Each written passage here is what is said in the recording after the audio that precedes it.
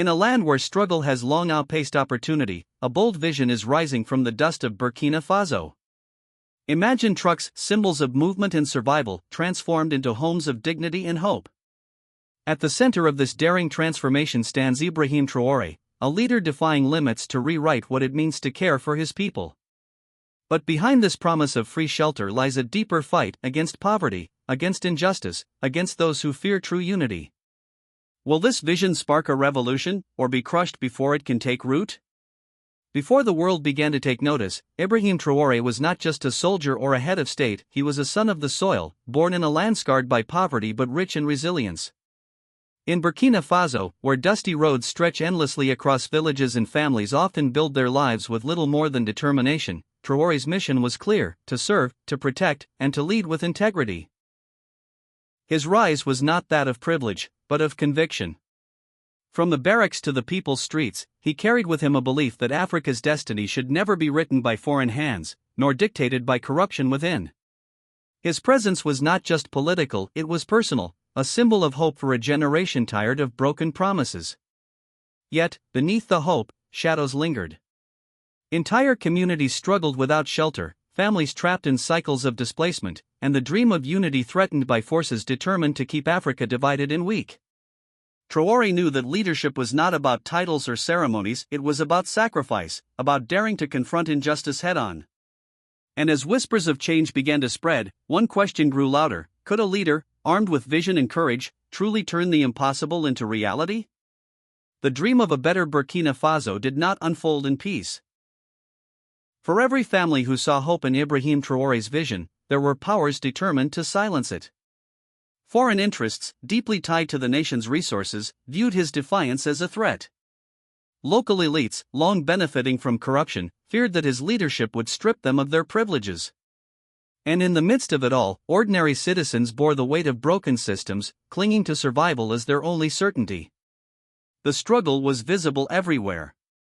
In villages, mothers carried water for miles under the burning sun, their children too hungry to dream of school. In the cities, youth filled the streets, jobless, restless, yet burning with the fire of unity.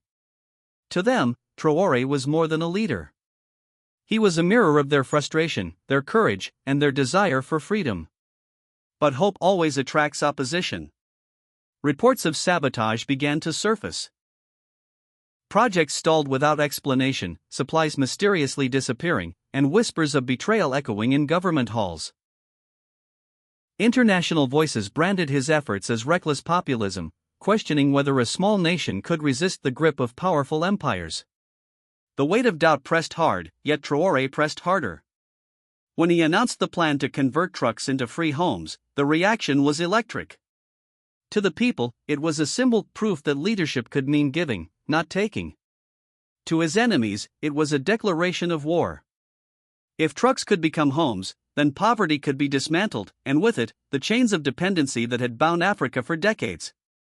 Crowds gathered, cheering his name, but shadows gathered too. Threats surged. Protests were stoked by hidden hands, designed to fracture unity. Rumors spread that the idea was unsustainable, even dangerous. Would the homes collapse? Would resources run dry? Fear mingled with hope, and the nation teetered between belief and despair. Still, Traore stood firm. If leadership means nothing but speeches, then we have all failed, he declared in one of his boldest moments. The people heard his conviction, but the forces against him only grew bolder. Attempts to destabilize the government intensified. Every step forward seemed met with 2 steps of resistance. And yet, despite the chaos, the sight of the first trucks being transformed into homes sent shockwaves across the country. Families who had once lived under tin roofs or slept on bare ground now had shelter on wheels, symbols of dignity that could not be ignored. The impossible was happening before their eyes. But every victory carries a price. As Traore's vision gained momentum, so too did the determination of those who sought to crush it. The battle was no longer just about homes, it was about the soul of a nation, about whether unity and courage could truly overcome the forces of exploitation. And as the tension grew, one truth became clear. The fight for Burkina Faso's future was only just beginning. The breaking point came when the dream of free homes stood on the edge of destruction. Just as the first families moved into their truck houses, smiling children running through doors they never thought they'd have, chaos erupted. Enemies of progress struck with precision. Supply lines were cut, fuel vanished overnight, and workers were threatened into silence. What was meant to be a symbol of hope suddenly hung in the balance. The air grew heavy with fear. Rumors swept through the streets, whispers that Traore would be overthrown, that the homes were unsafe, that the entire project was nothing but a lie. Protesters, funded and fueled by outside hands, stormed through neighborhoods demanding answers. The nation trembled, caught between the vision of unity and the claws of manipulation. And then came the darkest moment. Traore himself was faced with betrayal from within his own circle. Men who once stood beside him now sought to bring him down. To many, it seemed impossible that he could survive this storm. The pressure was immense, the opposition overwhelming. Would he bend? Would he break? But in that moment of despair, Traore chose defiance. Standing before the people, his voice cut through the uncertainty like fire through the night. They can take our resources, they can threaten our lives, but they will never steal our dignity. These homes are not just shelter, they are freedom. The crowd erupted. Fear turned into fury, despair into determination. What was meant to silence the movement ignited it instead. The struggle was no longer about a few trucks, it was about the right of a people to shape their own destiny. The battle lines were drawn, and Burkina Faso was never the same again. The storm did not vanish overnight. Challenges still lingered, and the fight for dignity remained far from over. But something irreversible had taken root in Burkina Faso, the spirit of unity. Families who once lived in despair now had shelter, not just walls and roofs, but symbols of resilience carved from struggle. Children who once slept under the open sky now dreamed within the safety of a home, their laughter echoing as a reminder that even in hardship, transformation was possible. For Ibrahim Traore, the battle scarred him but also defined him.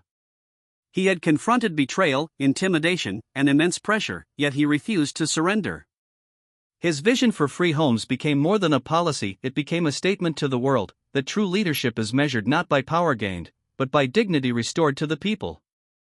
The impact rippled far beyond Burkina Faso. Across Africa, voices rose, inspired by the daring act of turning trucks into homes, of making the impossible tangible.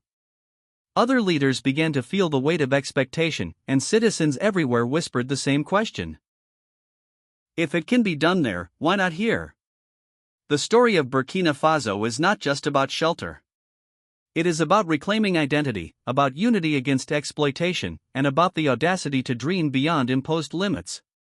And now, the question lingers, not only for Burkina Faso, but for all of Africa, and for the world watching. What would happen if every leader chose courage over compromise, unity over division, and people over power? Perhaps the answer lies not in the promises of the powerful, but in the determination of those who refuse to be silenced.